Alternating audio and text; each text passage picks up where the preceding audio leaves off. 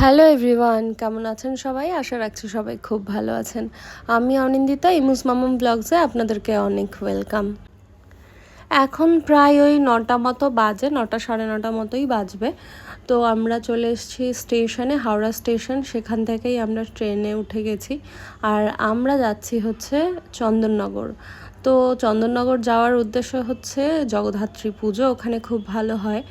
আর আমার এই প্রথমবার, আমি কোনোদিনও জগদ্ধাত্রী পুজো কোনোদিনও দেখিনি। মানে আমার পাশে, আমার যেখানে বাপের বাড়ি সেখান থেকে কৃষ্ণনগর খুব বেশি দূর নয়, তবে আমি সেখানে গিয়েও কখনো দেখার সুযোগ হয়নি আমার। তো এবারে ঠিক করেছিলাম চন্দননগর যাব।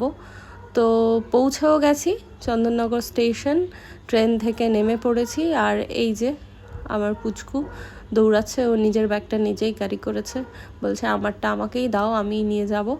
তো আমরা চলে এসেছি চন্দননগর স্টেশন। আর কোথায় যাচ্ছি সেটা তো অবশ্যই দেখাবো।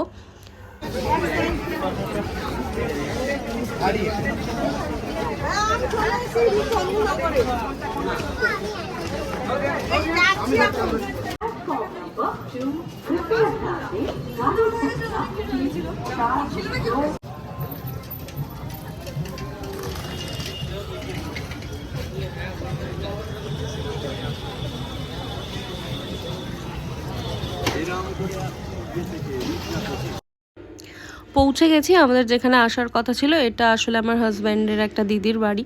তো এখানেই থেকে আমরা পুজোটা দেখব। আর আশপাশটা দেখুন, এত সুন্দর সবুজ ফাঁকা, দেখেই ক্লান্তি দূর হয়ে গেল। বাস এবার চলুন ঘরে যাই, তাহলে ঘরে গিয়ে দেখাই।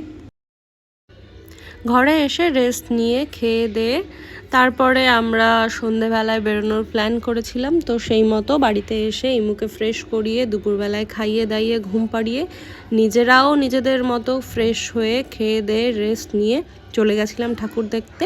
আর চলুন আমাদের সঙ্গে আপনারাও পুজোটা এনজয় করুন।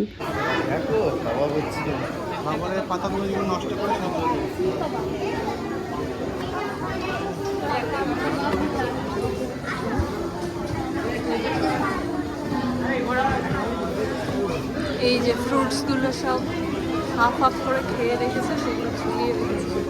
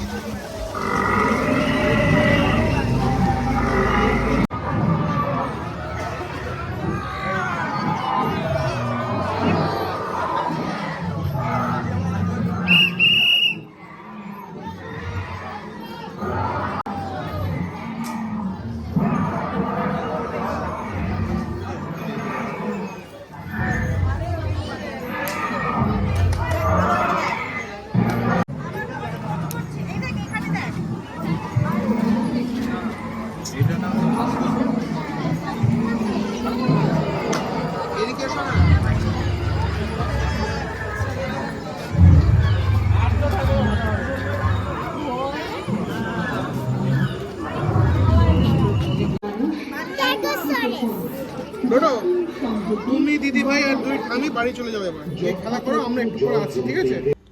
বাচ্চাগুলো আর বয়স্ক মানুষগুলোকে মোটামুটি 2-3টে মতো ঠাকুর দেখিয়ে বাড়িতে পাঠানো হয়েছে, কারণ ওরা তো এত ঘুরে ঘুরে ঠাকুর দেখতে পারবে না, সেই জন্যে। তো আমরা ওদেরকে বাড়ি দেওয়ার পরে আমরা নিজেরা নিজেদের মতো করে বেরিয়েছিলাম, আর তারপরেই হাঁটতে হাঁটতে যতগুলো মোটামুটি পেরেছি সেগুলো কভার করেছি।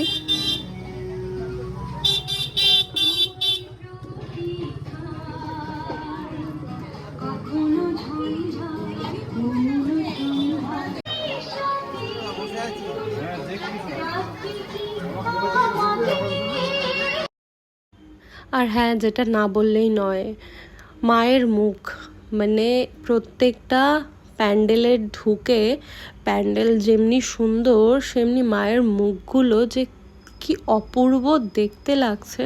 প্রত্যেকটা ঠাকুরকে এত সুন্দর করে সাজিয়েছে, সোনার জিনিস পরিয়েছে, রূপোর জিনিস পরিয়েছে, মায়ের মুখগুলো কি দুর্দান্ত দেখতে লাগছে, মানে তাকালে তাকিয়ে থাকতে হবে। পুরো প্রত্যেকটা প্রতিমার মুখটা এত সুন্দর, এত সুন্দর, মানে আমি কখনো এইরকমভাবে সামনে থেকে দেখিনি, ওই জন্যই হয়তো বা আমার এইরকম লাগছিল।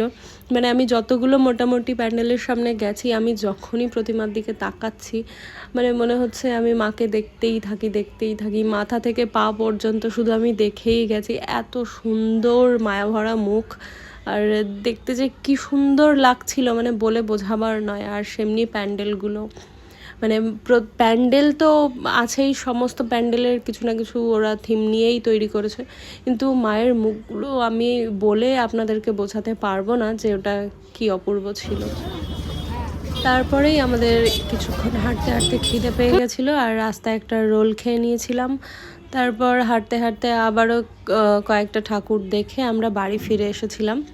আর বাড়ি ফিরে তো এসেছি, কিন্তু সমস্ত ঠাকুর যেহেতু দেখা হয়নি, ওইটুকু টাইমের মধ্যে তো দেখা পসিবল নয়, সেই জন্যে আমার হাজব্যান্ড হঠাৎ করে আমাকে বলে উঠলো, চলো এখন বাড়ি যাই, রাত 1-1:30টার সময় আমরা আবার বেরোবো।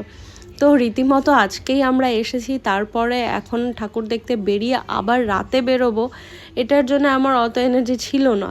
তো 1:30টার সময় ও আমাকে ঠিক ডেকে আবার ঠাকুর দেখতে নিয়ে বেরিয়েছিল, সেটা আমি পরের ভ্লগে শেয়ার করছি। আর আজ এটুকুই। তাহলে কেমন লাগলো আজকে আমার এই ভ্লগটা অবশ্যই জানাবেন, আর দেখা হচ্ছে পরের ভ্লগে।